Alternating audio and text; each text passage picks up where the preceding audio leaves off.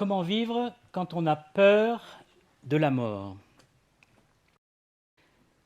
Et on peut croire ce qu'on veut, on peut avoir telle ou telle philosophie, telle ou telle religion, on peut dire « toi tu crois ça, mais moi je crois ça ». Chacun a son opinion sur certains sujets, mais il y a une réalité où on n'a pas à avoir d'opinion, c'est une réalité incontournable, c'est qu'on va mourir. Et ce n'est pas une croyance, c'est un fait. Et on sait que tous les gens meurent et que quand ils sont morts, ils ne reviennent pas. C'est-à-dire, on pourrait dire peut-être qu'ils meurent et puis qu'ils reviennent un jour, une semaine plus tard. Non, on sait que quand on est mort, on est passé ailleurs, de l'autre côté. Ce qu'on ne sait pas non plus, c'est combien de jours il nous reste à vivre. Même quelqu'un qui se suicide, il n'a pas forcément prémédité le jour et l'heure. On ne sait pas quand on va mourir. On ne sait pas combien de jours il nous reste. Peut-être qu'il me reste 10 000 jours, peut-être qu'il m'en reste 5. C'est quelque chose un peu effrayant. Et c'est vrai que la mort n'est pas le sujet favori. On a eu plusieurs personnes, en entendant le sujet de cette conférence, qui ont dit « Oh là là, non, la mort... » Ce n'est pas un sujet qui nous est agréable, évidemment. On ne se précipite pas dessus en disant « Ah, je veux tout savoir sur la mort ». Non. Moins on en parle, mieux c'est. Pourtant, c'est ça qui est fou. Halloween, tout le monde se précipite pour fêter Halloween, qui est la fête des morts. La Toussaint, eh bien, beaucoup de gens vont au cimetière. Mais ce sont des gestes extérieurs, mais il n'y a pas la réflexion sur la mort, parce que ça nous fait peur. On sait qu'à la mort, notre vie terrestre va s'arrêter. Tout va s'arrêter. Nos relations avec les gens, tous nos projets vont être arrêtés. Tout ce qu'on a appris, ça ne servira à rien, puisqu'on ne sera plus là. Tout ce qu'on a accumulé, nos maisons, nos voitures, notre argent, tout ça s'arrête. Alors le premier réflexe, évidemment, c'est de fuir, de ne pas aller plus loin, de dire « je verrai au moment de mourir ». Et je pense qu'on est beaucoup comme ça, à dire « j'y penserai le jour où je meurs, mais avant ça, ne m'en parlez pas », on se bouche les oreilles. Il y a une histoire qui illustre le fait que ce n'est pas une bonne solution de fuir. C'est une histoire orientale qu'on retrouve dans les pays arabes et aussi en Israël, l'histoire du marchand de Bagdad. Peut-être vous l'avez déjà entendu. C'est un marchand de Bagdad qui va au marché, donc en Irak, avec son serviteur qui va l'aider à faire les courses. Et un moment, dans la foule, parce que c'est une foule, vous savez comme c'est dans les marchés, le serviteur voit la mort avec sa faux. Et il croise son regard et la mort fait un geste, il se dit « ça y est, c'est mon heure ». Il fait demi-tour, il court. Il va voir son maître, il dit « Maître, prête-moi ton cheval, la mort est venue me chercher, il faut que je m'échappe, je vais aller jusqu'à Saqqara, l'autre ville, et j'espère que tout ira bien pour moi, je lui échapperai ». Alors le maître dit « Vas-y, prends mon cheval ». Donc il monte le cheval et il galope à fond. Il traverse le désert jusqu'à la ville suivante. Et puis entre-temps, le maître continue sur le marché et la mort arrive. Et il dit à la mort « Alors, tu as vu, mon serviteur a réussi à t'échapper ». Et la mort lui dit « Mais pas du tout, je n'étais pas venu pour lui. Quand je l'ai vu, j'ai été surprise parce que moi, je dois m'occuper de lui ce soir à Saqqara. » Voilà. Donc c'est une petite histoire orientale, c'est qu'on n'échappe pas à la mort. Tu penses que tu as échappé, puis en fait, la mort t'attendait après, plus loin. Et ça ne sert à rien de fuir. Bien sûr, on essaie de prolonger notre vie, on a beaucoup réussi, puisque l'espérance de vie en Occident est montée. Mais est-ce que c'est toujours une bénédiction? Je me demande. Quand vous vivez vos 20 dernières années dans un lit ou grabataire ou dépendant, franchement, ce n'est pas quand même une grande victoire. Alors, bien sûr, nous, on aimerait vivre le plus longtemps possible. Alors, on dit, même si je suis malade et handicapé, je veux vivre jusqu'à 100 ans. Mais quelque part, il faudrait plutôt accepter cette mort, le jour où Dieu nous reprend, parce que c'est le meilleur moment. Et puis, d'accepter la mort, de réfléchir à la mort, en fait, ça peut nous aider à mieux vivre. Je ne sais pas si c'est votre cas, mais ceux qui sont passés tout près de la mort, qui ont vu la mort en face, comme on dit, eh bien, ils vivent autrement. Ils disent, ça a remis mes perspectives dans un autre ordre. Je mets les choses essentielles en premier. Je ne m'éparpille plus dans des futilités. Et surtout, en général, qu'est-ce qu'ils mettent en premier comme essentiel ? La famille, les relations avec les gens. Parce qu'au fond, c'est ça qui est le plus précieux. L'amour pour son époux, ou ses enfants, ou ses parents, ou voilà, ses frères et sœurs. Donc, de penser à la mort, ça peut être une bonne chose, parce que pas besoin de passer près de la mort pour réfléchir. Hein. On peut se dire, mais au fond, puisque je vais mourir, est-ce que je ne pourrais pas mettre ma vie plus droite ? Est-ce que ma vie ne pourrait pas être mieux réglée ? Parce qu'on vit comme si on n'allait jamais mourir, comme si la mort n'existait pas. C'est important de se préparer, parce que la mort, c'est définitif. Nous préparons nos vacances. Beaucoup préparent leur retraite. Si vous achetez une maison, vous préparez les travaux, vous préparez le financement, vous préparez les projets au travail, vous préparez vos enfants à l'école, on prépare tout le temps des choses. Mais la seule chose qui est définitive, on n'aura pas une deuxième chance, c'est la mort. Et là, on ne se prépare pas. On y arrive en disant, vaille que vaille, j'espère qu'il n'y a rien ou qu'il n'y a pas de jugement. J'espère qu'il n'y a pas un Dieu qui va me demander des comptes. J'espère qu'au fond, s'il y en a un, il dira « tu n'étais pas si mauvais que ça ». Mais on improvise totalement. Et ça, c'est une folie.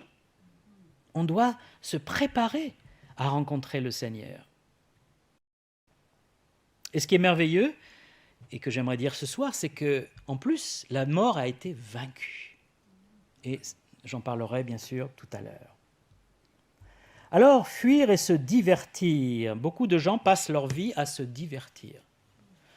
Divertir, ça porte bien son nom, ce verbe. C'est s'écarter. Diversion, c'est ne pas aller droit au but. Et donc, c'est quoi ? On va essayer de s'amuser, de voyager, d'avoir une activité après l'autre, pour ne jamais s'arrêter, ne jamais penser à la mort. Parce que quand on s'arrête, on pense à la mort. Vous savez qu'il fut un temps dans les campagnes françaises où tout le monde dormait assis. Vous savez pourquoi ? Quand on était couché, on avait peur de mourir pendant la nuit. On dit c'est la position des morts, et les gens dormaient assis. C'était une peur, il fallait avoir peur. On ne dort pas très bien assis. Et aujourd'hui, on essaye de fuir. Ce n'est pas parce que tu dors assis que tu ne vas pas mourir. Par toutes sortes de moyens, il y en a qui font des sports extrêmes et qui prennent des risques fous. Ils jouent avec la mort, justement, pour dire « Ah, moi, je la regarde en face !» Et puis, un jour, il meurt. Et toute la famille qui est autour pleure. Et puis, il y a ce proverbe qu'on trouve dans la Bible, en Ésaïe et en Corinthiens. « Mangeons et buvons, car demain, nous mourrons. » Et ça, c'est un proverbe horrible, c'est-à-dire, puisqu'on va mourir, mangeons et buvons.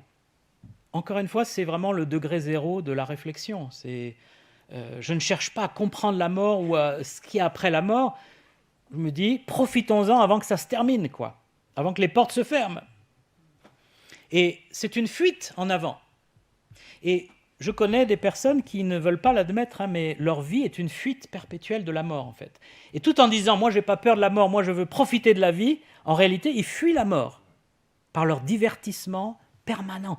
Vous avez des gens de 50, 60 ans qui vont en boîte de nuit tous les samedis soirs pour s'éclater, comme des ados. Pourquoi ? Parce qu'ils veulent fuir cette idée. Ils ont des écouteurs en permanence, ils ne s'arrêtent jamais. Vraiment, ne jamais s'arrêter pour penser à la mort. Et c'est Jésus qui nous raconte la parabole de l'homme riche. Je vous la lis. Les terres d'un homme riche avaient beaucoup rapporté. Il raisonnait en lui-même en disant « Que ferai-je ? Je n'ai pas de place pour serrer ma récolte. Voici, dit-il, ce que je ferai. J'abattrai mes greniers, j'en bâtirai de plus grands. J'y amasserai toute ma récolte et tous mes biens, et je dirai à mon âme, tu as beaucoup de biens en réserve pour plusieurs années. Repose-toi, mange, bois, réjouis-toi. Mais Dieu lui dit, insensé, cette nuit même, ton âme te sera redemandée. Est-ce que tu as préparé? Pour qui cela sera-t-il? Il en est ainsi de celui qui amasse des trésors pour lui-même et qui n'est pas riche pour Dieu. Souvent, on est égoïste dans ces situations-là. On ne pense qu'à son plaisir personnel. Alors que quand on a une autre vision de la vie et de la mort, on pense au bien des autres. On est prêt même à sacrifier une partie de sa vie pour les autres. Je suis toujours ému de ces soldats qui ont sacrifié leur vie pour défendre notre pays. Quand vous visitez les cimetières américains à l'ouest de la France, vous avez tous ces jeunes, ils avaient 18 ans, 19 ans. Et même s'ils n'ont pas tout compris quand ils sont arrivés, je pense, ils étaient prêts à mourir. Ils se sont fait mitrailler. Il y a des gens, c'est pas ça, ils ne pensent qu'à eux-mêmes. Et cette histoire, là encore, est frappante. Tu te dis, allez, tout va bien dans ma vie, j'ai accumulé, je peux prendre ma retraite. Et là, c'est la fin. Tu n'avais pas prévu ça. Il n'avait pas prévu, lui. Il pensait qu'il allait dire, manger, boire, son revenu, là, avec ses grains et sa récolte. Il faut donc voir les choses, c'est que nous sommes arrivés nus et nous allons repartir nus. Quand on est né, on n'avait pas d'argent, on n'avait pas de portefeuille, on n'avait pas de biens matériels, on n'avait même pas de vêtements. On était tout nus dans le ventre de notre mère et on est sortis tout nus. Et quand on meurt, même si on vous habille pour vous mettre dans le cercueil, vous êtes quand même tout nus, vous n'en portez rien. Ça, c'est quelque chose aussi qui nous irrite beaucoup. Mais je ne peux pas emmener quelque chose. Vous savez que beaucoup de peuples de l'Antiquité essayaient d'emporter tout dans leur tombe, les Égyptiens en particulier. Ils mettaient des trésors. Il y en a même un qui a mis un bateau dans sa tombe. Il voulait que son bateau soit avec lui. Parce qu'il s'est dit comme ça, quand je vais mourir, je pourrais faire du bateau. Ça nous fait sourire, mais eux, ils étaient très sérieux avec ça. Ils avaient de quoi manger, ils avaient de l'or, de l'argent. Il s'est dit comme ça, dans l'au-delà, tu pourras payer tes dépenses. Mais la Bible dit que nus nous sommes arrivés, nus nous repartirons. Il faut donc arrêter de fuir cette idée de la mort, de chercher toutes sortes de choses folles et de se mentir quelque part. Et il faut faire face. Alors, la deuxième stratégie, c'est de suivre une religion, de gagner son ciel. Parce qu'on a tous une conscience, et ça aussi c'est une réalité, la conscience, qui nous dit « tu n'es pas juste ». On le sait tous. On a beau dire aux gens, s'ils nous demandent dans la rue « est-ce que vous êtes quelqu'un de mauvais ?» On va dire « non, je suis quelqu'un de bien ». Mais notre conscience à l'intérieur, elle dit « tut, non, non, non, tu n'es pas quelqu'un de bien ». On le sait très bien. Et donc, comme on a cette conscience, on se dit, le jour où je meurs, qu'est-ce qui va m'arriver? Donc, il vaut mieux que je mette tout de mon côté pour bien passer la mort. S'il y a un jugement, je vais avoir une religion. Alors, chacun choisit sa religion. Parfois, vous prenez la religion de votre pays. C'est ça ce qui arrive le plus souvent. Vous êtes d'un pays musulman, vous dites, je suis musulman. D'un pays hindou, vous êtes hindou. D'un pays catholique, vous êtes catholique. Et d'un pays comme la France, vous êtes agnostique ou humaniste.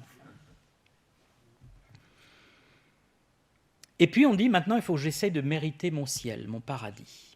On va faire quelques bonnes actions. On dit, si je suis baptisé, si je pratique quelques rites, des lavages, des ablutions, des jeûnes, si je fais des pèlerinages, si je récite des prières, si je suis quelqu'un de gentil dans l'ensemble, ça devrait suffire quand même. Parce que la religion me dit de faire tout ça. Et c'est vraiment une tromperie terrible, les religions humaines, de vous dire, si tu fais ça, ça, ça, ça, tu seras quelqu'un d'assez correct. Sauf que les religions, en fait, ne promettent jamais le salut. Vous avez remarqué ça? Vous demandez à un hindou, est-ce que tu as la vie éternelle? Est-ce que tu es sauvé? Ou est-ce que tu es pardonné de tes péchés? Il dit, je fais mon possible. Vous demandez à un musulman, je fais mon possible. Vous demandez à un juif, Je fais mon possible. Vous demandez à un catholique, je fais mon possible. Il n'y a qu'en lisant les évangiles, personnellement, que j'ai vu des affirmations nettes et claires. Celui qui croit en Jésus-Christ a la vie éternelle. Il est sauvé, il est pardonné de ses péchés. C'est une certitude, une promesse certaine. Mais les religions ne peuvent pas vous le promettre parce que tout est basé sur vos actions. Si tu fais assez d'actions, mais quand est-ce que tu as fait assez d'actions? Et puis il y a un problème logique là, c'est que le mal que tu as fait, tu ne peux pas l'enlever par le bien que tu fais après. Et ça, on n'y pense pas toujours. On se dit, j'ai fait une cinquantaine de bonnes actions ces dernières années. Donc 50, c'est pas mal. Tout le monde ne fait pas 50 bonnes actions en 10 ans. Oui, mais tu as fait combien de péchés contre la loi de Dieu? Tu as été désagréable avec combien de personnes? Tu as été menteur combien de fois? Mais là, c'est des centaines, des milliers. Et nous, on pense que nos petites bonnes actions de la religion vont effacer les mauvaises. On donne souvent l'exemple pour ça du code de la route.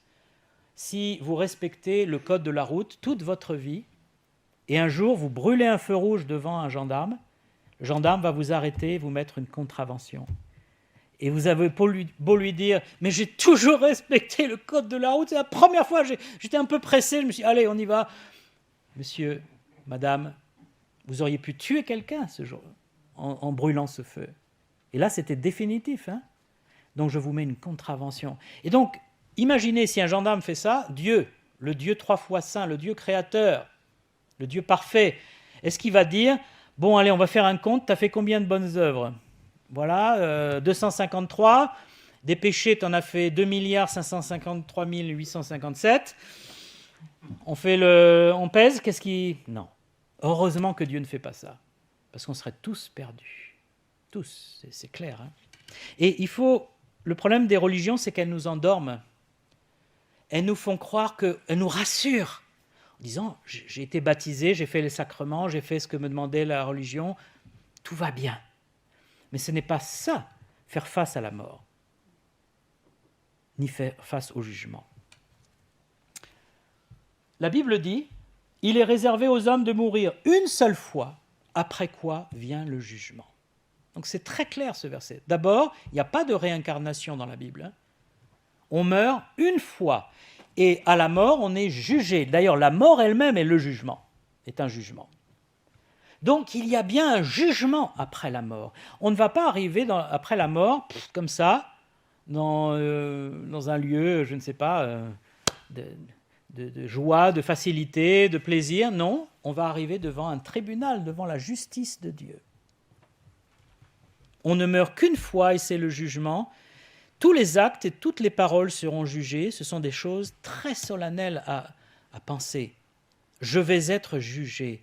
Je ne peux pas vivre dans le péché, dans le mensonge, dans la rébellion contre Dieu et à la fin m'en tirer comme ça. C'est pas possible. Et nous, on pense que c'est possible parce que beaucoup de gens échappent à la justice humaine. Ils font des choses malhonnêtes, illégales, et puis personne ne les découvre jamais, ni vu ni connu. Mais avec Dieu, on ne peut pas faire ça. Et on ne pourra pas dire devant Dieu, écoute, j'ai vécu sans penser à toi, je t'ai même blasphémé plusieurs fois. Quand j'ai entendu la Bible ou un chrétien, je me suis moqué de lui, je l'ai rejeté. Mais accepte-moi quand même. Vous avez offensé Dieu, Dieu ne peut pas vous accepter dans sa présence. Dieu va tout prendre en compte. C'est Jésus qui le dit. Au jour du jugement, les hommes rendront compte de toute parole vaine qu'ils auront proférée. Le jugement de Dieu ira jusqu'à la parole vaine. C'est-à-dire, ce n'est pas seulement mes actions, mais c'est les stupidités et les méchancetés que j'ai pu dire. Les blasphèmes contre Dieu, les méchancetés contre les gens, la haine que j'ai exprimée. Tout sera jugé. Et il y a encore une parole de Dieu. Nulle créature n'est cachée devant lui, mais tout est nu et découvert aux yeux de celui à qui nous devons rendre compte. Il faut considérer que Dieu voit toutes choses. Il lit dans nos cœurs, dans notre conscience. Pour lui, notre conscience est un un disque dur avec toutes les données là, de nos péchés, hein, pour prendre une image un peu d'informatique. Vous savez que quand vous effacez, vous mettez à la poubelle dans votre disque dur, c'est toujours là en fait. Beaucoup de gens se sont fait avoir, heureusement d'ailleurs, c'était souvent des criminels, hein. Ils avaient effacé les fichiers compromettants et puis la police est arrivée derrière, elle les a retrouvés rapidement. Ils pensaient que c'était à la poubelle et que ça suffisait. Non, la poubelle de Windows n'est pas vraiment, ne détruit pas les fichiers. Elle les met au bout du disque. Et puis à un moment, c'est sûr que s'il y a trop de données qui viennent après, elles disparaissent. Mais c'est très longtemps après. Mais dans la conscience, ça ne disparaît pas. Dieu garde tout. Parce qu'il est écrit dans l'Apocalypse que Dieu ouvrira des livres. Le livre de nos œuvres, de nos paroles. Tout sera consigné. Imaginez même 1 heure pendant lesquelles tout ce qu'on pense, tout ce qu'on fait et tout ce qu'on dit est consigné dans un livre. Est-ce que vous aimeriez que ce livre soit publié ? 1 heure. Imaginez toute notre vie, toutes ces mauvaises pensées, ces horreurs qui sont passées par notre esprit, que nous avons avalées. C'est pour ça qu'il faut vraiment faire face sérieusement à la mort. Il faut se préparer. Il ne faut pas arriver comme ça en improvisant. Il y a une théorie qui est très à la mode maintenant, c'est la réincarnation. Je pense que c'est assez agréable en fait comme idée. Nous avons, après la mort, je revivrai dans un autre personnage. Et moi-même, j'ai déjà vécu d'autres vies avant. En général, c'est des gens connus. Hein, j'étais Ramsès II, les femmes ont été Cléopâtre. Je ne sais pas combien il y avait de Ramsès II et de Cléopâtre, mais il n'y a pas de paysans et d'ouvriers dans les réincarnations. Mais bon, ça c'est du folklore en fait. C'est vraiment du folklore. Mais il y a des gens qui s'attachent à cette idée en disant « Je crois qu'il y a quelque chose après la mort, mais je ne crois pas à un jugement. Surtout pas. Je veux me réincarner dans autre chose. » Sauf que la réincarnation dans l'hindouisme, c'est un jugement. Alors la réincarnation a quand même des gros problèmes moraux et même logiques. Elle me fait payer pour des fautes que j'aurais commises dans une vie antérieure. Parce que dans la théorie de la réincarnation, ce qui vous arrive dans cette vie est la conséquence de votre vie antérieure. Donc si vous êtes malade, si vous avez des problèmes, c'est parce que dans une vie antérieure, vous avez fait du mal et vous payez la vie antérieure. Donc c'est impitoyable, parce que vous ne vous rappelez pas de la vie antérieure. Vous n'avez même pas pu demander pardon à quelqu'un. Vous dites, d'accord, réparons. Non, tu dois payer.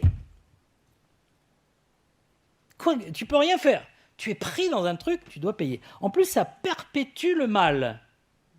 Pourquoi ça perpétue le mal ? Parce que si tu as fait du mal dans ta vie, quelqu'un d'autre subira le mal dans la vie suivante. Et ça perpétue le mal comme ça. C'est sans fin. Et puis, elle est fataliste. Si je suis pauvre, malade, maltraité, je ne peux pas m'en sortir parce que je l'ai mérité. C'est mon karma. Vous connaissez l'expression ? Ça vient de là. C'est ton karma, mon ami, voilà, tu es pauvre, Et vous savez qu'en Inde, il y avait donc la caste des intouchables. Alors, elle a été supprimée officiellement, mais elle existe quand même, officieusement. Les intouchables, on les considérait comme les gens qui ont été maudits, qui ont une réincarnation mauvaise. Et donc, s'ils meurent comme ça devant vous dans la rue, vous dites, c'est son karma, vous ne l'aidez pas d'un pouce. Et il y a des scènes qui se sont passées en Inde, mais qui vous font frémir absence d'empathie totale. La personne est là dans la lèpre, la faim va mourir devant, et l'autre il passe devant en lui crachant dessus. Parce qu'il dit, tu es un intouchable. D'ailleurs, on n'avait pas le droit de les toucher, c'est pour ça. Aujourd'hui, ça a un peu évolué, mais il y a encore cette idée, ce fatalisme dans l'hindouisme. Si il m'arrive ça ou si je fais ça, c'est comme ça, c'est le karma. Et ça, ce n'est pas juste. Ce n'est pas la justice de Dieu. Ce n'est même pas logique. On doit pouvoir changer. On doit pouvoir sortir de sa condition. On doit pouvoir s'améliorer. Ça, c'est la foi chrétienne qui a amené ça. cette idée que on peut s'améliorer, on peut changer, on peut sortir de sa condition. Et puis, dans l'hindouisme, c'est une malédiction la réincarnation, parce que le vrai paradis hindou, c'est lorsque vous arrêtez les réincarnations, lorsque vous êtes arrivé à la dernière réincarnation, et là vous pouvez vous fondre dans le tout, le nirvana. Beaucoup de gens qui croient à la réincarnation ne connaissent pas tout ça, hein. Ils n'ont pas été plus loin que dire « moi je crois, je vais dans une vie prochaine, je serai un homme politique ou un sportif ». Non, c'est une malédiction dans l'hindouisme de se réincarner. Et vous savez, quelle est la pire des malédictions dans la réincarnation ? La femme. La femme est la malédiction des malédictions. Si tu te réincarnes en femme. C'est beau ça, hein ? Quand les hindous ont une fille dans un certain nombre de familles dans les campagnes, qu'est-ce qu'ils font ? Ils les tuent. Mais ce qui est merveilleux, c'est qu'il y a le chemin de la vie. Jésus dit « Je suis le chemin, la vérité et la vie ». Vous remarquez qu'il ne dit pas « Je vous montre le chemin, je vous enseigne la vérité ». Il dit « Je suis ». La foi chrétienne n'est pas une philosophie. Nous ne croyons pas en une église, nous ne croyons pas, même pas tellement en une pensée, nous croyons en une personne divine qui est Jésus-Christ. Il est la vie. Jésus a assisté à un certain nombre d'obsèques. Vous savez, les obsèques, c'est quand même un moment important dans la vie, parce que qu'on le veuille ou non, on regarde le cercueil et on se dit, un jour ce sera moi. On ne peut pas s'empêcher de dire ça. Et vous savez ce que la Bible dit ? Mieux vaut être dans une maison de deuil que dans une maison de joie. Mais qu'est-ce qu'il y a de mieux dans une maison de deuil ? On réfléchit sur la mort. Dans la maison de joie, on s'amuse, on est dans l'instant présent, on ne pense pas du tout à l'avenir. Tandis que dans la maison de deuil, au moins, alors c'est pas drôle dans une maison de deuil, on est d'accord, mais au moins on est face à la réalité de la mort. Vous ne pouvez pas mentir, vous ne pouvez pas trouver des excuses, des justifications. Vous êtes là face à vous-même, face à la mort, au jugement. Voilà, un jour c'est moi. Mais ce qui est merveilleux, c'est qu'il y a une personne qui a changé les choses. Lorsque Jésus a assisté aux obsèques, a vu la mort de cette petite fille dans cette famille, hein, petite fille qui est morte de la fièvre à cette époque-là, la moindre fièvre vous emportait, il n'y avait pas d'antibiotiques, il n'y avait rien. Et cette fille est morte, Jésus est arrivé après qu'elle soit morte, donc tout le monde pleurait déjà, et on a dit, tu arrives trop tard, c'est fini. Et Jésus l'a fait lever par un geste, et elle est ressuscitée. Jésus a assisté aux obsèques d'un fils unique, et sa mère, qui était seule, sans mari, suivait le cercueil. Jésus a arrêté le convoi funéraire, il dit « Posez le cercueil ». Il a dit au jeune homme « Sors ». Et le jeune homme est sorti. Jésus est arrivé après les obsèques de son ami Lazare. Lazare était au tombeau depuis plus de 4 jours. Et Jésus arrive là. Et ses amis Marthe et Marie disent, si tu avais été là, tu aurais pu le guérir, il aurait pu vivre. Et Jésus pleura ce jour-là. Et il dit, Lazare, sors. Et Lazare est sorti. Qu'est-ce que ça veut dire ces résurrections ? Est-ce que Jésus veut ressusciter tous les gens ? Ce n'était pas ce qu'il voulait faire. Il veut ressusciter finalement, oui, ultérieurement. Mais il voulait montrer qu'il avait le pouvoir sur la mort. C'est ça qu'il voulait montrer. Que d'une parole, il dit « Sors !» Et Lazare est sorti avec ses bandelettes. Et les amis ont dit « Mais il sent mauvais déjà, le cadavre est en train de pourrir !» Et tout le monde a vu Lazare sortir et se sont réjouis avec lui, ils ont mangé avec lui. Lazare était à nouveau vivant. Il est mort ensuite, certainement, hein, mais Jésus a montré qu'il avait la puissance sur la mort. Souvent, on nous dit hein, « Oh, mais on n'a jamais vu quelqu'un qui est revenu de la mort pour nous en parler. Hein, alors on ne sait pas ce qu'il y a après. » Oui, il y a quelqu'un qui est ressuscité des morts, c'est Jésus-Christ. Il est revenu de la mort et il nous a dit. Donc ne dites pas personne n'est revenu. Si, il y a quelqu'un qui est revenu. Il n'y en a qu'un seul d'ailleurs. Mahomet est toujours enterré à Médine. Le Gautama, Siddhartha, le Bouddha, sa tombe, ses restes sont répartis entre plusieurs temples là-bas, en Inde. Ils sont tous morts et enterrés et restés enterrés. Jésus, il est sorti vivant de la tombe. Il a dit à Marthe et Marie, après la résurrection de Lazare, avant la résurrection, je suis la résurrection et la vie. Celui qui croit en moi vivra quand même il serait mort. Là encore, il faut un peu s'attarder un instant. Il ne dit pas « j'apporte la résurrection », il dit « je suis moi-même. Si tu es en contact avec moi, tu ressuscites. Celui qui croit en moi », donc il y a quand même une condition. Tout le monde ne va pas avoir la vie éternelle. Il faut croire en lui, il faut qu'il y ait cette relation avec lui, cette confiance. Il ne dit pas celui qui sera dans l'église baptiste ou l'église catholique ou l'église anglicane, hein. Il dit celui qui croit en moi, qui a une relation personnelle de confiance, vivra même s'il meurt. Alors là, ça on a du mal à comprendre au premier abord, mais si tu meurs, tu ne vis pas. Eh bien oui, si tu meurs, tu peux continuer à vivre dans la vie éternelle. Et c'est ça que Jésus nous annonce. Et c'est merveilleux de savoir que Jésus est le prince de la vie. Il a vaincu la mort. Il a été crucifié pour nos péchés. Il est mort sur cette croix et pour vérifier et l'achever, le soldat romain a planté une lance dans son cœur. Il en est sorti de l'eau et du sang. C'est-à-dire, pour qu'il y ait de l'eau et du sang, il faut être mort. Il faut que le cœur se soit arrêté de battre. Après avoir été ainsi tué, il a été descendu de la croix, mis dans une tombe. Il est resté 3 jours. On a mis des gardes devant. On a scellé la pierre. Il y avait une énorme pierre roulée devant, scellée par les Romains. Donc ça veut dire qu'on ne pouvait pas la toucher sous peine de mort. Et en plus des gardes. Et le 3e jour, Jésus sort tout seul. Personne, il n'y a pas une foule qui vient ou quelque chose. Et les soldats sont effarés, tremblants, traumatisés. Ils ont dit, on a vu des anges, on a vu des choses incroyables. Et Jésus se montre à des centaines de personnes pendant plusieurs jours, plusieurs semaines, jusqu'à la Pentecôte. Jésus est vivant, il est ressuscité. La mort n'a pas pu le gagner. Pourquoi ? Parce qu'il est le Seigneur, il est le Dieu vivant. Et il était sans péché, il ne pouvait pas rester dans la mort. Et donc, c'est pour ça qu'il est la résurrection et la vie. C'est pas qu'il a un pouvoir comme Superman. Hein, on a beaucoup cette idée des super-héros. Jésus n'est pas un super-héros. Il est la vie. Et parce qu'il est le Dieu vivant, il est la source de la vie. Si Dieu retire la vie de l'univers, il n'y a plus de vie.